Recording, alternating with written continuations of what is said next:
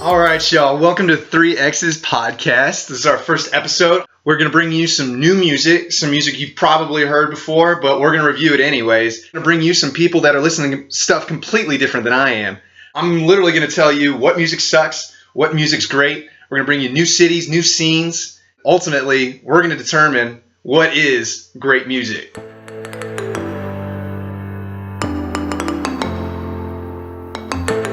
I tend to find music and I think it's new. Mostly because I'm always looking around and that sound could be 5 years old and it's still as new as it is, as it's brought into my life. It's not really new. So what I want to do is go over some songs that are fresh, right out of the oven. They've just been released. And one of those is Ecstatic Baby by Yeasayer. This band is really cool if you haven't checked them out. And this song is very key to what they do as a band. And it's just kind of got this funky, I can't describe it any better than you're kind of in this spiral. It's a fun spiral. You're not getting dizzy or anything, but you're just kind of, yeah, about this, right? So I'll definitely give some attention to the band in general, just because I think any alum of South by really creates kind of a new, fresh sound, at least in comparison to its city counterpart, Austin City Limits. South by really brings in bands from all over the place that really push the sound and push the culture more than anything. I think, for the total benefit of the listener, it's rock, but it's also kind of pop. It's got a little bit of funk to it, maybe. But one thing's for sure is that I love the guitar in the background. I think that the bass kind of walking around really kind of adds to the emotion of this. And it's an absolutely excellent composition. Check it out.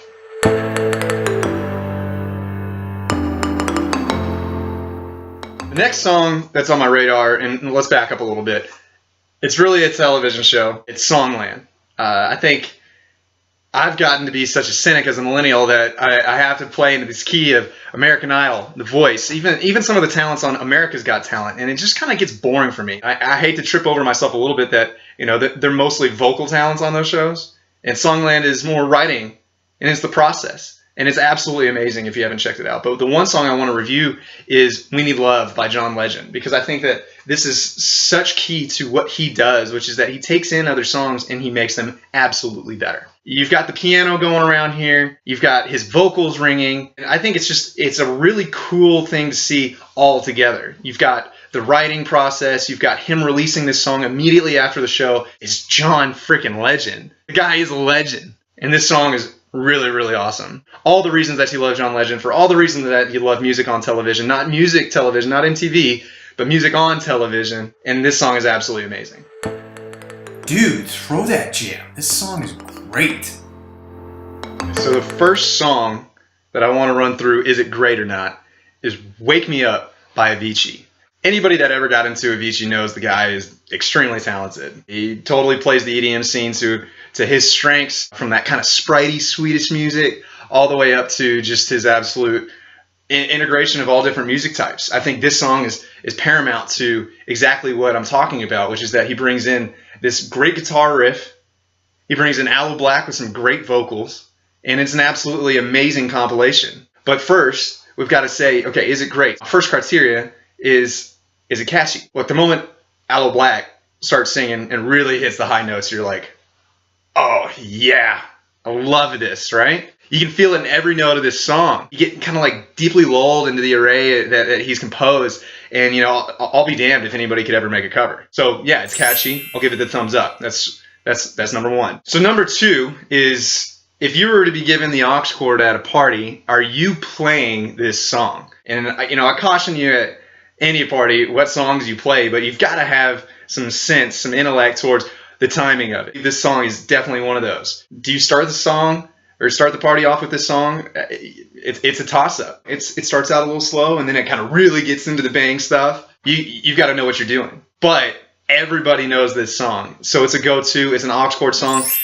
That's another thumbs up. Criteria 3, can the average person sing along? And I think that's the biggest challenge with any of these filters that I'm rolling these great songs through. Can you sing along? I think anybody that listens to a Whitney Houston can say, hey, I can't do that, and I shouldn't do that. This song is not that. You can definitely sing Wake Me Up, mostly to every note, and people are probably going to be fine. You can hum along to it.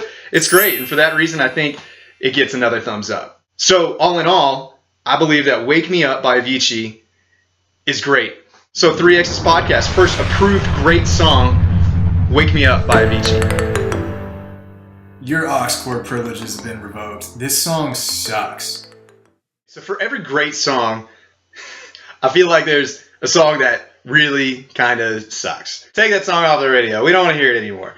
I'll admit though, the very first time I heard Betty Who's Somebody Loves You, I was jamming. But the more and more I thought about it, I'm like, this song actually kind of sucks. It's kind of got that 80s pop to it, kind of like a Whitney Houston, Phil Collins vibe. Ultimately, I think we need to run it through some filters and see, does it actually suck? From the very beginning, you've kind of got this hollow synthesizer sound that bum, bum, bum.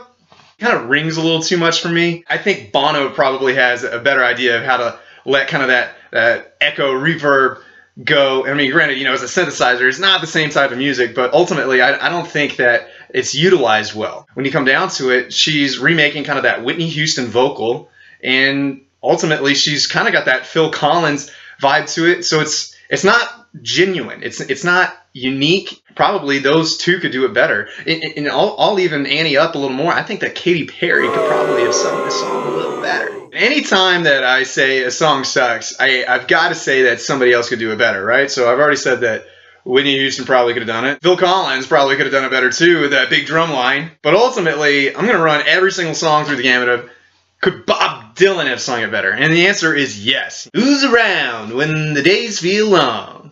Who's around when you can't feel strong? It's got Bob Dylan written all over it. The lyrics are intrinsically Bob Dylan. So this song sucks because Bob Dylan could have done it better. But the third criteria is cultural impact. I think you have to look at any song objectively. Do people like this more than I do? Outside of just chart toppers, is the song good enough to have an impact within society? And I think the answer is yes, at least for this song, because when it first got popular, it was because some guy at a Home Depot, of all places, you remember Home Depot? In Salt Lake City, Utah, decided to propose to his partner with a flash mob. Remember flash mobs? And because of how popular that video of them proposing got, this song became a phenomenon. And I think that it has extreme cultural impact, and it should definitely be regarded as something that's at least okay.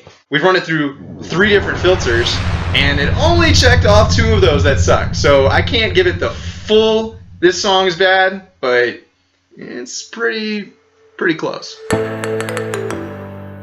And for this week's New City, New Scene, we head down to Austin, Texas with Cowboy Grizzly, my man, Grant McMahan.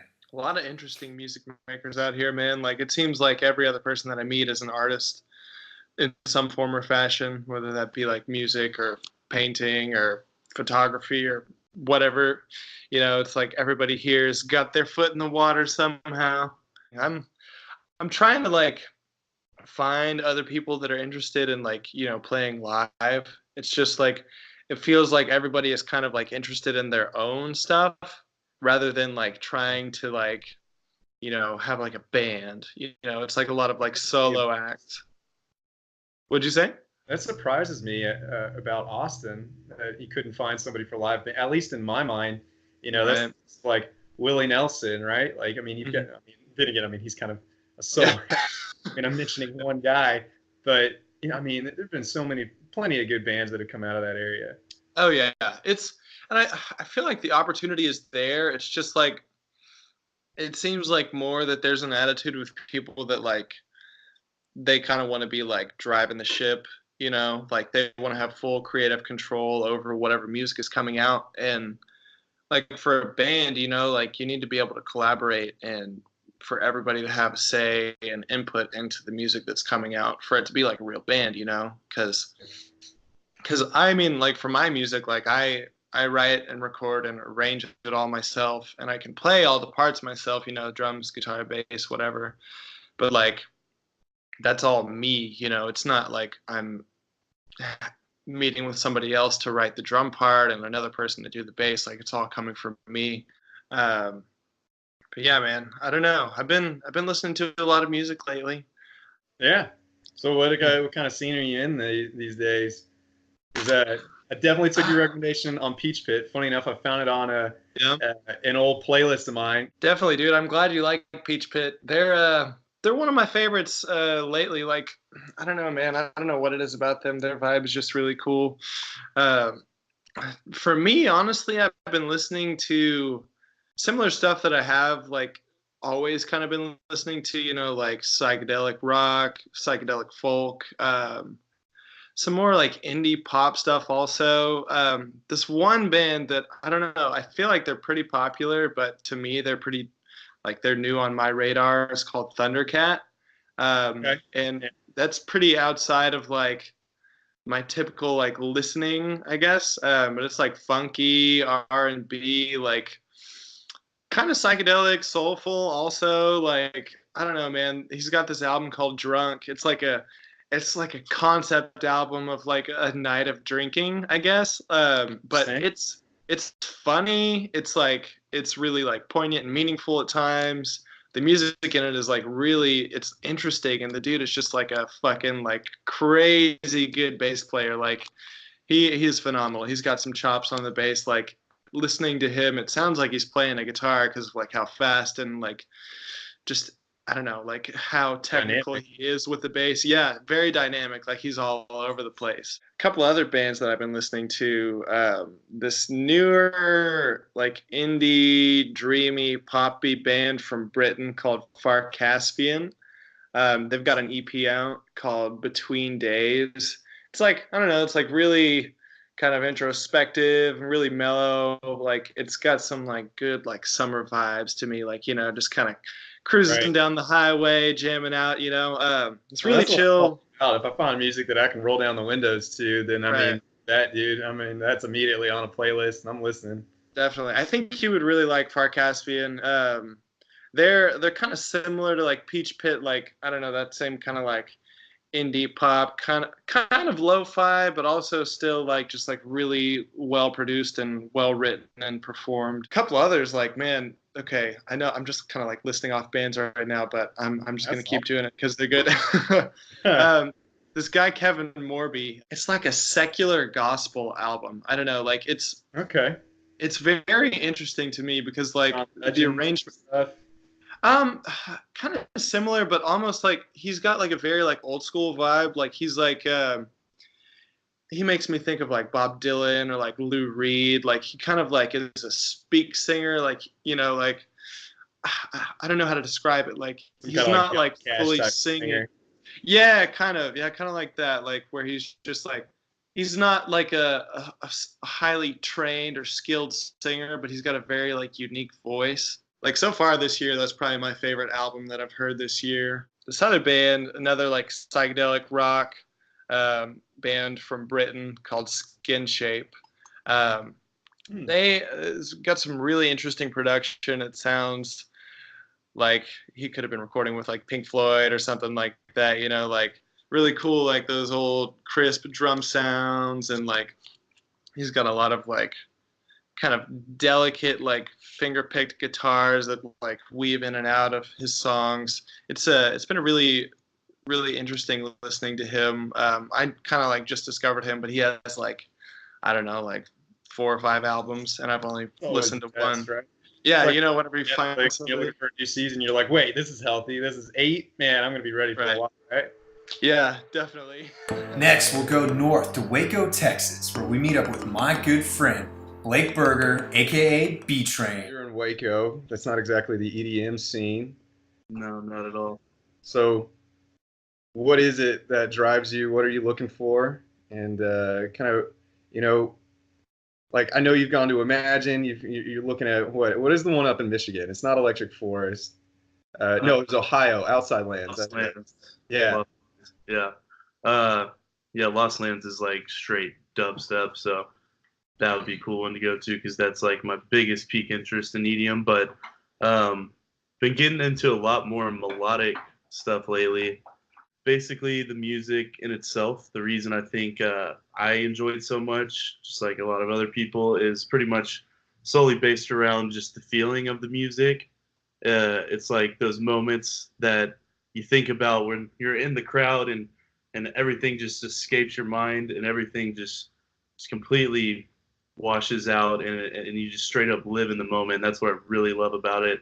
I think it has the most powerful connection in concerts, just with, because like basically at festivals, it's not like it's just the music. It's a form of art just with the stages in itself and all the lights and all that stuff. So like that's something that I really enjoy about it. I just like the art of everything around it. And those are some of my favorite sets. Like I can definitely tell sometimes if it's kind of like a pre-made set, but some of the best sets I've seen have been more like on a side stage, smaller, not known DJ that's completely there just playing off the vibe because he has no idea what people are going to be looking for, just wandering around on like a side stage. But yeah, the tempo really sets the pace for each set that I've seen.